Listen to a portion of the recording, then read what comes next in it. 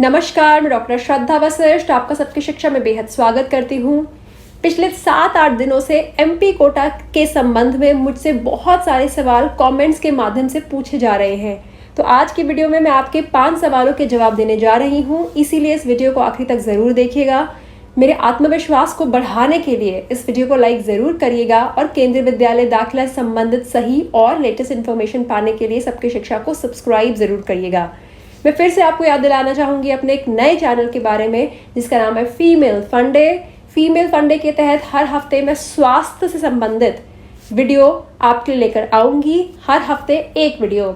मैं 3 videos already release कर चुकी हूँ जिस पर मुझे बहुत अच्छा रिस्पांस मिल रहा है। मैं आप सभी से अपील करना चाहूँगी कि आप सबकी शिक्षा और फीमेल फंडे दोनों को सब्सक्राइब करें। दोनों मेरे चैनल हैं, दोनों के लिए मैं बहुत ज़्यादा मेहनत कर रही हूँ। तो चलिए अब मैं देती हूँ आपके 5 सवालों का जवाब जो कि जुड़े हैं एमपी कोटा दाखिले से। पहला सवाल जो मुझसे पूछा जा रहा है कि एमपी कोटा दाखिले की आखिरी तारीख क्या है, तो मैं आपको बताना चाहूँगी कि सितंबर का दूसरा हफ्ता यानी कि 14 से 15 सितंबर एमपी कोटा दाखिले की आखिरी तारीख है। दूसरा सवाल जो मुझसे बहुत ज़्यादा पूछा जा रहा है कि किस किस कैटेगरी का दाखिला एमपी कोटा के तहत होता है। एक्चुअली सवाल ज़्यादा ये पूछे जा रहे हैं कि मैम जनरल कैटेगरी का दाखिला क्या एमपी कोटा के तहत हो सकता है, तो मेरा जवाब है कि किसी भी कैटेगरी का दाखिला यदि आपको एमपीजी के माध्यम से रिकमेंडेशन लेटर मिल जाता है तो हो सकता है। चाहे आप जनरल कैटेगरी से हैं, आप एससी हैं, ST, OBC, creamy layer, non creamy layer, कोई भी कैटेगरी के हैं, यदि आपके पास एमपीजी के द्वारा जो लेटर ऑफ रिकमेंडेशन होता है जो उन्हें केंद्रीय विद्यालय संगठन के मुख्यालय यानी केवीएस हेडक्वार्टर से मिलता है और वह आपको दे देते हैं, तो आपके बच्चे का दाखिला एमपी कोटा के तहत हो सकता है। तीसरा सवाल, एमपी कोटा दाखिले के बाद फीस देनी पड़ती है। जी हाँ, एमपी कोटा कोई ऐसी कैटेगरी नहीं है जो जिसके तहत जो उन लोगों के लिए बनी है जो आर्थिक रूप से पिछड़े हैं या फिर उन्हें किसी तरह के साथ की ज़रूरत है। इनफैक्ट एमपी कोटा वह कैटेगरी है जिसके तहत जो एक एरिया के एमपी होते हैं उन्हें यह अधिकार मिलता है कि वह अपने कार्य क्षेत्र के 10 बच्चों का दाखिले में मदद कर सके 1 साल में। तो यह कैटेगरी, क्योंकि यह कैटेगरी आर्थिक रूप से पिछड़े लोगों के लिए नहीं बनी है, यह सबके लिए है। इसीलिए यदि आपके बच्चे का नाम एमपी कोटा के माध्यम से आप अपने बच्चे का दाखिला करवाते हैं तो आपको आपके बच्चे की फीस देनी पड़ेगी। अब आज का एक चौथा सवाल, ये सवाल बहुत ज़्यादा पूछा जा रहा है जब से पहली लिस्ट निकली है। लोग मुझसे सवाल बहुत कर रहे हैं कि मैम एमपी कोटा की लिस्ट कब आ रही है, जल्दी बताइए एमपी कोटा की लिस्ट, हम उसका इंतज़ार कर रहे हैं। तो मैं आपको बताना चाहूँगी कि एमपी कोटा की कोई लिस्ट नहीं होती है। लिस्ट तो उन कैटेगरीज की होएगी जिनमें नाम ढेर सारे होंगे, फिर कंप्यूटर के माध्यम से कुछ नाम सिलेक्ट किए जाएंगे, कुछ का नाम सिलेक्टेड कैंडिडेट्स यानी चयनित विद्यार्थियों की सूची में आएगा, कुछ का नाम वेटिंग लिस्ट में आएगा, प्रतीक्षा सूची में आएगा, वह लिस्ट होती है। लेकिन एमपी कोटा के माध्यम से लिस्ट कैसे हो सकती है?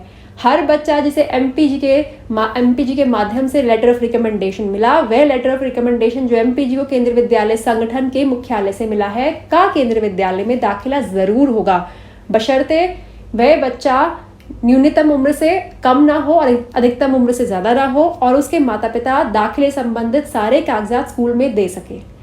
इसीलिए एमपी कोटा की कोई लिस्ट नहीं होती। लेटर ऑफ रिकमेंडेशन यदि आपके हाथ में है और आपका बच्चा न्यूनतम उम्र से कम नहीं है, अधिकतम उम्र से ज़्यादा नहीं है और जो सारे कागजात होते हैं, चाहे वह बर्थ सर्टिफिकेट है, वह एड्रेस प्रूफ है, बच्चे के पासपोर्ट साइज फोटो है या फिर कोई और कागजात स्कूल मांगता है, वह आपके पास पूरे हैं, तो आपके बच्चे का दाखिला ज़रूर होगा। चाहे उस स्कूल में दाखिले की जो सीट होती है वह पूरी हो गई है तब भी आपके बच्चे का दाखिला होगा। इस प्रकार के दाखिले को ओवर एंड अबव कहते हैं।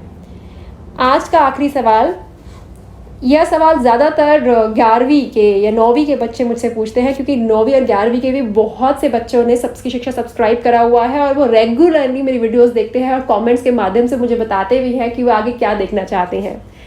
यह सवाल मुझसे पूछा जाता है कि एमपी कोटा के माध्यम से किन कक्षाओं में दाखिला होता है। तो मैं ये बात बहुत अपनी वीडियो से पहले ही बता चुकी हूँ, लेकिन ये सवाल बार बार आता है तो मैं फिर से ले रही हूँ कि एमपी कोटा के माध्यम से कक्षा 1 से 9वीं तक दाखिला हो सकता है। 1, 2, 3, 4, 5, 6, 7, 8, 9वीं इन सभी कक्षाओं में यदि आपके पास MPG के माध्यम से लेटर ऑफ रिकमेंडेशन मिलता है, कूपन मिलता है, तो आपके बच्चे का दाखिला हो सकता है। लेकिन 10वीं, 11वीं और 12वीं के बच्चों का दाखिला MP कोटा के माध्यम से नहीं हो सकता।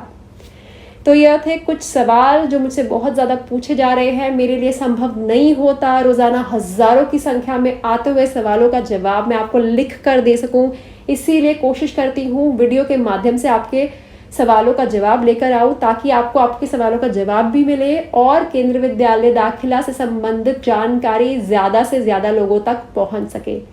जाते जाते फिर से कहना चाहूँगी, सबकी शिक्षा को यदि आपने सब्सक्राइब नहीं करा है तो सबकी शिक्षा को आज ही सब्सक्राइब करें। सबकी शिक्षा के माध्यम से मैं आपके लिए दाखिले से संबंधित और शिक्षा के बहुत सारे पहलुओं से संबंधित वीडियो लेके आती हूँ जो आपके लिए और आपके बच्चों के लिए उपयोगी है। और फीमेल फंडे को भी सब्सक्राइब करें। फीमेल फंडे के माध्यम से हफ्ते में मैं एक वीडियो ही लेकर आऊँगी, लेकिन वह वीडियो देखकर आपको हमेशा लगेगा, जब भी आप फीमेल फंडे की वीडियो देखेंगे आपको हमेशा लगेगा कि आज आपको कोई नई जानकारी प्राप्त हुई है। अब मुझे डॉक्टर श्रद्धा वशिष्ठ को इजाज़त दीजिए। नमस्कार।